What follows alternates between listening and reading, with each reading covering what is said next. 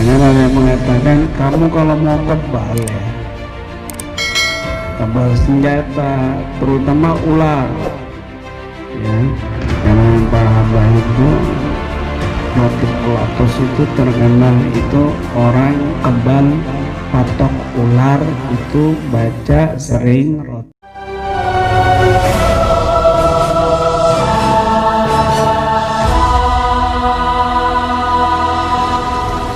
Bismillahirrahmanirrahim. Alhamdulillahirabbil alamin wa bihi nasta'in ala umuri dunya din. Wassalatu wassalamu ala asrafil anbiya'i wal mursalin sayyidina maulana Muhammadin wa ala alihi wa sahbihi ajma'in. La haula wa la quwwata illa billahil aliyyil azim. Qala al-musannif rahimahullah wa nafa'ana bihi wa bi 'ulumihi fid dharain amin ya rabbal alamin. Wa qala radhiyallahu anhu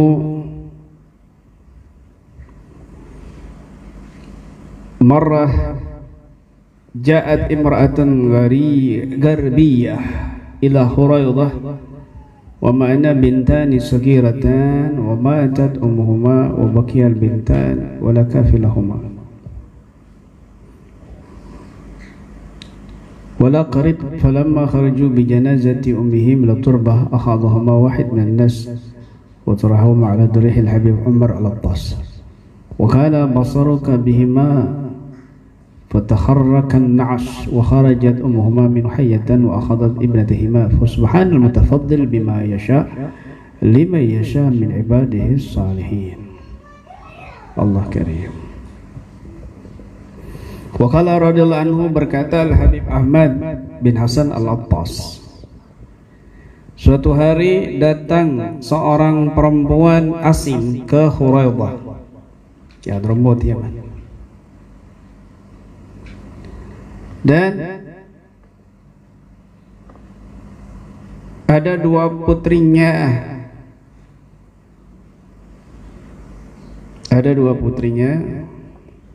ja'at imra'atun gharbiyah ila Huraidah wa ma'ana bintan saghiratan wa matat ummuha wa bakiyal bintan. Datang ke Huraidah membawa dua putrinya. Tidak lama ibunya meninggal, maka ini nggak punya saudara sama sekali, nggak punya suami, nggak ada yang lain. Ini orang asing gitu masuk ke Hadramut, ya. Kemudian nggak ada yang menanggung merawat. Ketika mereka ini membawa jenazah ibunya ke pemakaman, ya, maka ada salah seorang membawa kedua putrinya itu ke makam Al-Habib Umar Al-Attas.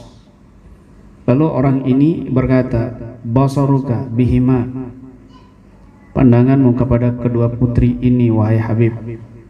Fataharakan na'ash, maka bergerak peti matinya itu, keranda itu, wa kharajat ummuhuma, dan keluar ibunya itu minu hayatan, dalam keadaan hidup, wa akhadat ibnatihima, dan ibunya yang hidup kembali itu mengambil kedua putrinya kembali. Wa subhanal mutafaddil bima yasha liman yasha min ibadihi salihin. Allah karim. Karamanya Al-Habib Umar bin Abdurrahman Al-Attas, gurunya Al-Habib Abdullah Al-Haddad. Beliau ini sama-sama sih, beliau ini buta, Al-Habib Abdullah juga buta, tapi menunjukkan buta fisik, hatinya terang benderang, tidak buta, malah memberikan penerangan kepada orang yang buta. Subhanallah. Habib Umar bin Abdurrahman Al-Attas, karamahnya itu diceritakan oleh Habib, ada cucunya Habib Ahmad bin Hasan Al-Attas ini. Beliau ini ada orang masuk ke Huraidah, ya, seorang perempuan bawa putrinya, mungkin minggat itu. karena bapaknya nggak tahu kemana. Akhirnya kedua putrinya dibawa gitu. Nggak ada kabar 2 minggu kemana ya, mati apa masih hidup kan gitu. Nggak ada kabar. Akhirnya dibawa ke Huraidah.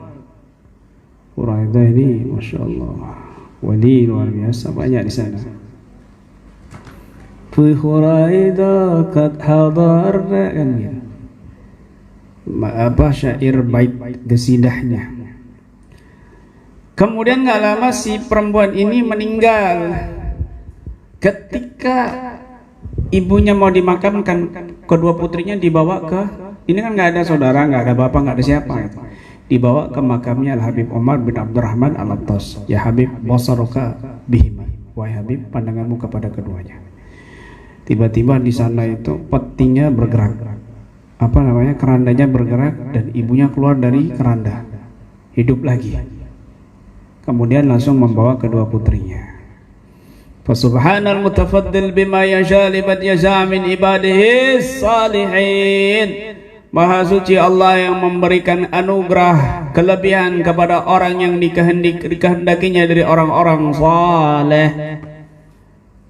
Habib Umar bin Abdurrahman Sahibur Ratib Al-Attas. Sahibur Ratib Al-Attas. Jadi kamu kalau baca mengamalkan Ratib Attas, kamu baca Ratib Attas dulu, baru baca Ratib Haddad. Singkat Ratib Al-Attas, tapi fadilahnya luar biasa, nggak kalah penting. Gurunya ini soalnya. Nah, kan ada yang mengatakan kamu kalau mau kebal ya, kebal senjata, terutama ular. Ya, di kalangan para habaib itu Ratib Al-Attas itu terkenal, itu orang kebal patok ular itu baca sering Ratib Al-Attas. Waktu di pondok pesantren saya kan paling sering langganan kena sengatan kalajengking. Kalau itu jalan kan megang ke tembok, belum ada tongkat. Saya itu 100 meter, 200 meter jalan lurus biasa, nggak pakai tongkat. Setelah 200-100 meter baru saya pegang tembok. Waduh, ternyata kena sengatan kalajengking. Istiqomah. Sakit luar biasa pertama di Bogor pas sakit. Kemudian gara-gara saya akhirnya semuanya baca Ratib Al-Attas. Sejak saat itu saya kalau kena sengatan kalajengking biasa. Di sini juga waktu baru-baru juga kena sengatan kalajengking biasa.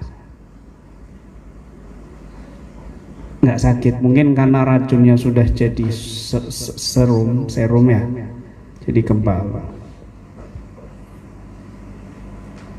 Ratib Al-Attas. Ratib Attas, Ratib Haddad, sudah wis cukup, nggak usah karomah-karoman, nggak mau belajar ilmu kebal, nggak ada. Ratib Attas apa Ratib Haddad itu insyaallah kebal, nggak pakai setting-settingan kamu, insyaallah kebal. Asli ya, cuma jangan kamu baca sekali langsung ngetes, mati kamu. Jangan so-soan, baru sekali baca itu coba tes ya mati. Bukan begitu, Banjul. Habib Umar bin Abdurrahman Al-Attas, wiridnya beliau ini, ya Allah, sudah tidak bisa nututin kamu akal kamu. Sekali nafas itu 1000 ya latif. Sekali nafas ini. Sambil bicara ngobrol itu sambil zikir. Itu satu nafasnya itu ya latif 1000 kah? Kamu per hari nafas berapa kali? Pembantunya yang bernama Jaridan, satu nafasnya 700 kali. Pembantunya itu namanya Jaridan, ditawasuli juga. Itu ya latif itu 700 kali pembantunya. Ya Allah, ya latif ini luar biasa ya. Latif itu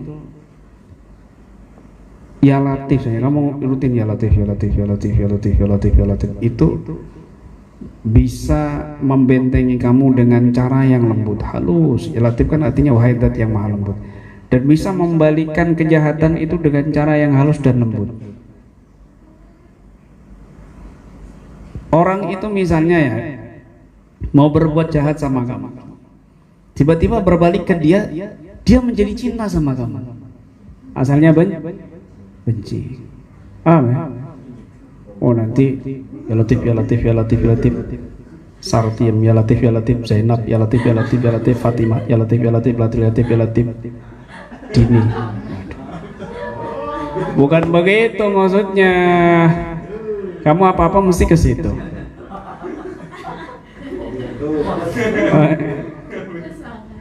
Bukan dibuat melet.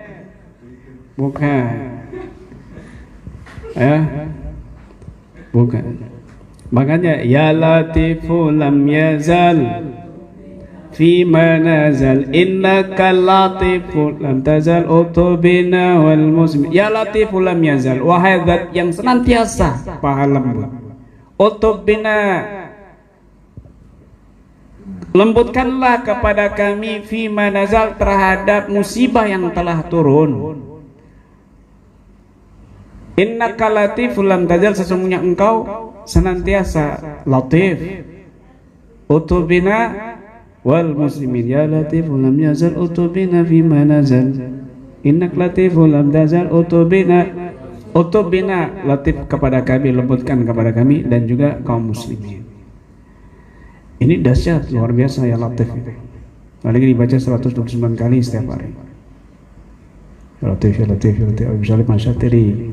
Ya Latif, ya Latif, ya Latif, ya Latif, ya Latif, ya Latif, ya Latif. Makanya orang-orang kadang-kadang ya Latif, ya Latif. Ada orang misuh, ya Latif. Udah, diam lah. Mau ngomong apa nggak bisa. Kurang ajar. Ya Latif, ya Latif, ya Latif. Diam ya. Lembut. Begitu. Sihir juga demikian, baliknya itu lembut. Dan juga ketika kamu diserang jadi lembut, itu sihirnya itu jadi lembut, jadi positif. Nyerang kamu srit, energinya jadi positif. Nyerang kamu srit, energinya jadi positif. Dukun bingung, duh gimana nyerang lagi, diserang energinya jadi positif. Yalah, ya Latif, rahasianya di situ. Al-Habib Umar bin Abdurrahman Al-Attas ya Latif 1000 kali setiap satu nafas. Belum wirid-wirid yang lain. Di antara karamahnya beliau itu ya tadi itu, subhanallah, orang bisa hidup lagi, orang mati. Bisa hiduplah lagi. Luar biasa ya. Luar biasa. Faruk ikut komen di bis dia. Bisa dicoba kobil tuh Kiai. Sempat-sempatnya komen di bis.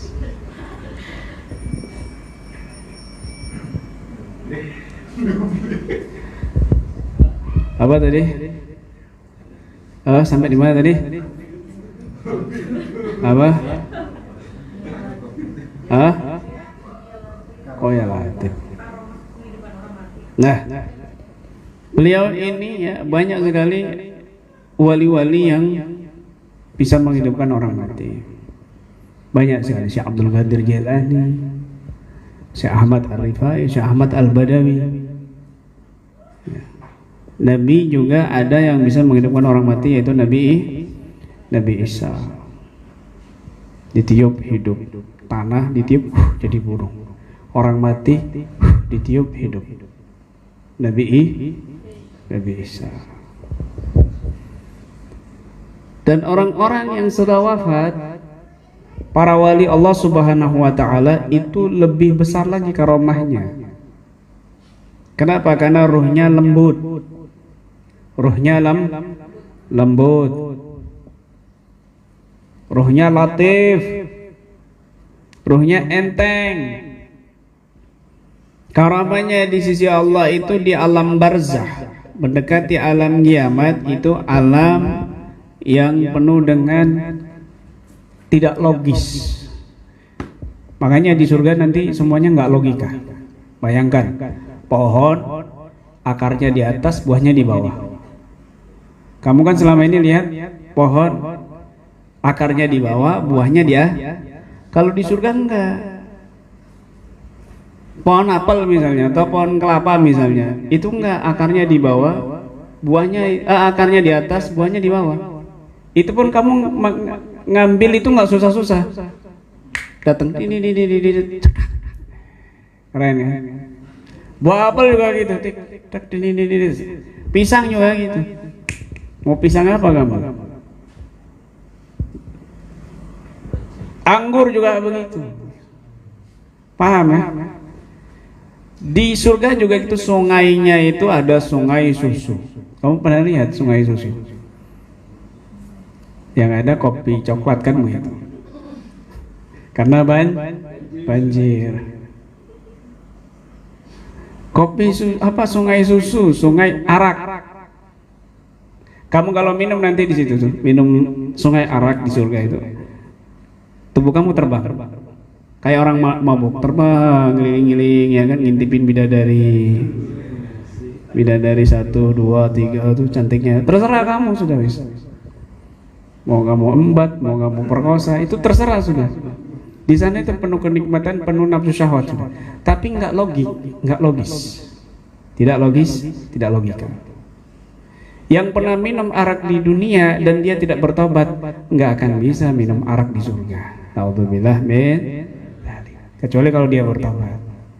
Paling sedikit, karena dia sudah pernah minum di dunia. Paham? Di surga juga itu ada pasar muka. Kamu bosan sama mukamu yang jelek, itu kamu ke pasar itu bisa lihat muka mau mana pilih itu kamu bisa. Oh saya mau muka ini, langsung berubah muka kamu jadi ganteng. Paham ya? Ya, begitu. Wajah kamu itu bikin orang mules ngelihatnya, atau mungkin gatal-gatal ngelihat muka kamu. Itu kamu datang ke pasar di surga itu bisa berubah. Pasar muka namanya. Ini beneran, bukan ngarang saya. Ada di Ihya Ulumuddin juga kok. Dikira ngarang apa saya? Di kitab Ihya Ulumuddin ada juz 4 paling akhir. Ya, tentang masalah bidadari surga. Bidadari surga, betisnya kalau turun ke dunia itu saat dunia jadi perang dunia, rebutan betis. Paham ya? Ya? Tuh, sumpah ya nggak pulang ini. Panas otaknya. Hancur dunia kalau bidadari turun ke dunia. La yamassuhuna insun wala jan. Tidak pernah disentuh manusia dan tidak pernah disentuh jin. Itu Loh, itu ceritanya bidadari yang selendangnya diembat sama Cakataruk. Apa bidadari? Tidak ada, bukan bidadari itu. Bidadari kok janda. Ayo coba, sekarang kan statusnya janda, ya kan? Dinikahin sama Cakataruk, punya anak siapa tuh? Nawang Wulan. Hah? Nawang siapa? Nawang Wulan itu bidadarinya, ya kan? Bisa aja orang gerobokan kan gitu. Apa itu bidadari? Ya bukan bidadari, masa bidadari bekas? Balik lagi ke surga janda. Bukan. Paham kalau orang Malaysia sebut cakap dia itu bunian, macam itulah. Awak paham tak? Awak paham tak? Betul. Ya. Orang kat Malaysia sebut bunian. Ya. Kalau orang Indon cakap jin kayangan. Ya, jin kayangan, yaitu rata-rata muslim, di atas dia, udara. Kalau mau hujan tuh mereka tuh kecil-kecil tuh bersayap di pohon besar. Oh, tandanya mau hujan kan begitu. Yang laki-laki tampannya luar biasa, yang perempuan cantiknya masya Allah. Suka sama perempuan-perempuan cantik, punya inner beauty. Juga suka yang perempuan sama manusia-manusia yang tampan punya inner beauty, kayak Nying ini kan disukai sama jin bunian, kayangan. Ya. Dia itu jadi buronannya bidadari apa namanya? Bunian itu, jin. Ya, bidadari dari bangsa jin. Begitu. Enggak logika. Di sana itu luar biasa. Makanya ketika para wali-wali Allah Subhanahu wa taala yang masih hidup itu kadang-kadang karomahnya Masya Allah. Ada yang beliau ini Habib Umar bin Abdurrahman Al-Los kan buta ya, dan jarang kemana-mana, nggak pernah. Suatu hari anaknya beliau ini pergi ke Cina, ternyata dihormatin betul putranya Habib Umar bin Abdurrahman Al-Los. Loh, ini masjidnya abah kamu, ini jamaahnya murid ini muridnya ini. Loh, apa pernah ke sini? Abah kamu hampir setiap bulannya di sini. Padahal itu di kampungnya di Hura itu Habib Umar bin Abdurrahman terus nggak kemana-mana. Tapi sudah nyampe Cina, mengajar di sana tanpa ada orang kampungnya yang tahu. Subhanallah. Ada juga yang memang mereka ini kadang-kadang didengar makamnya itu lagi baca Quran. Sering di sana itu di kitab Jami' Karamatul Aulia itu banyak cerita kisah wali itu kalau ada yang gali mau makamkan orang yang meninggal di situ, tiba-tiba makam sebelahnya itu kena lubang, kebongkar itu, tiba-tiba kok ada suara ngaji, dilihat sahibul makamnya lagi ngaji, terus diam. Di para wali yang ahli baca Quran di kuburannya tetap baca Quran. Para wali mereka yang ahli zikir di kuburannya juga zikir. Jangan zikir. Mereka juga makut inda rabbihim yurzakun, makan mereka. Di kuburan makan, di barzakh. Makan yurzakun, dapat rezeki mereka itu. Ya, punya karamah-karamah orang-orang setelah meninggal itu. Kadang-kadang matinya itu disiksa. Oh, ternyata wangi. Kuburannya wangi ya. Apa? Di Al-Quran itu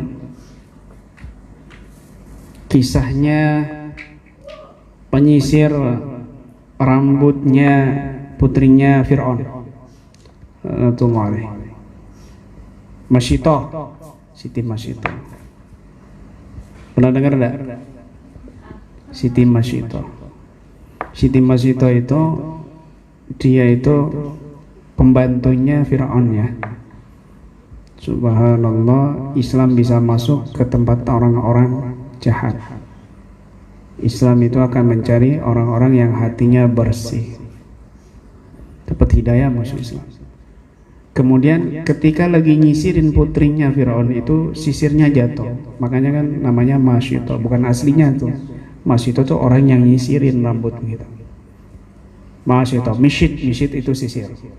Orang yang perempuan yang ini Masyitoh. Kalau laki-laki Masyid. Nama aslinya bukan itu. Disisirin sama Siti Masyitoh ini. Jatuh sisirnya. Diambil ngomong bismillah. Putrinya kaget. Alaki rabbun ghaira abi? Apa kamu punya Tuhan selain ayahku? Bingung dia jawab. Waduh, ini kalau dijawab pasti disiksa ini. Ditanya lagi, alaki rabbun ghaira abi? Apa kamu ini punya Tuhan selain ayahku? Sampai ketiga kalinya akhirnya Siti Masyitoh paham, wah ini berarti keimananku sedang diuji oleh Allah. Ya, aku punya Tuhan, Rabbi wa Rabbu abika Allah. Tuhanku dan Tuhan ayahmu adalah Allah. Aku akan laporkan kamu ke ayahku. Aku akan laporkan kamu ke ayahku. Akhirnya dilaporkan, di penjara itu dimasukkan. Apa betul kamu punya Tuhan selain aku? Jawab dengan tegas dia. Naam, Rabbi wa Rabbuka Allah. Tuhanku dan Tuhanmu adalah Allah. Akhirnya dia ditahan di penjara dan dikasih ular besar. Enggak bergeming sama sekali dan ularnya itu enggak nyaplok. Akhirnya semua ayahnya, ibunya, putra-putrinya Masyitoh dipanggil semuanya. Sekali lagi saya mau tanya sama kamu. Alaki rabbun ghairi? Apakah kamu punya Tuhan selain aku? Nah, bala rabbi wa rabbukallah. Ya, Tuhanku dan Tuhanmu adalah Allah. Akhirnya dibuat apa itu? Apa parit ya? Parit. Bukan parit, apa sih? Kuali yang besar itu. Kuali besar itu dibakar sampai mendidih. Akhirnya itu betul-betul mendidih. Terus yang pertama ayahnya dulu diikat, ditaruh di ujung. Sekali lagi coba. Siapa Tuhanmu? Aku atau Allah itu? Tetap aku meyakini Tuhanku adalah Allah. Dilempar bapaknya ke kuali yang mendidih itu. Mati, tenggelam, tulang-tulangnya keluar. Langsung jadi tulang-tulang. Terus ibunya juga sama dilempar. Semuanya orang beriman semuanya. Putra-putrinya dilempar juga. Tinggal tulang-tulangnya. Sekarang si Masito ini bawa bayinya itu. Bawa bayi ini dalam hadis Nabi. Bayi yang bisa bicara itu ada 4 ya. Termasuk bayinya si Masito ini. Ketika mau meloncat disuruh tetap dia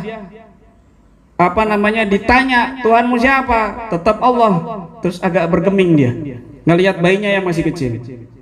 Si Fir'aun sama penjaga-penjaganya algojohnya, wah dia bergeming, dia pasti mau ngakui Tuhannya adalah Fir'aun.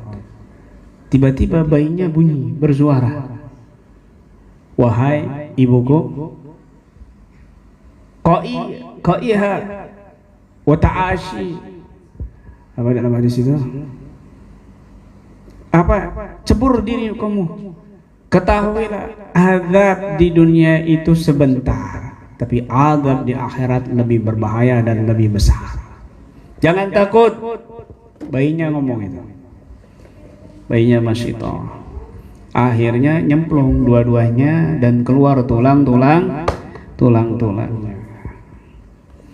Sebelumnya itu Siti Masito pesan ke Fir'aun, aku minta satu permintaanku, tulang-tulangmu nanti semua dan tulang keluargaku tolong jadikan satu dan makamkan.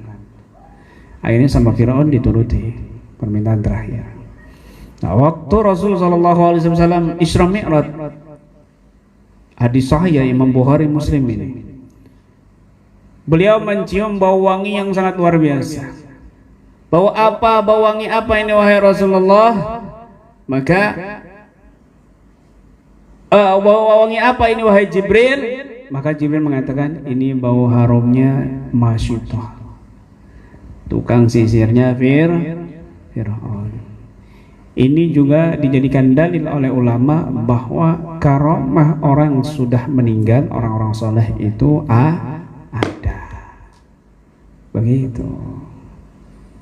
Menjaga keimanannya, mereka dalam kubur pasti wangi.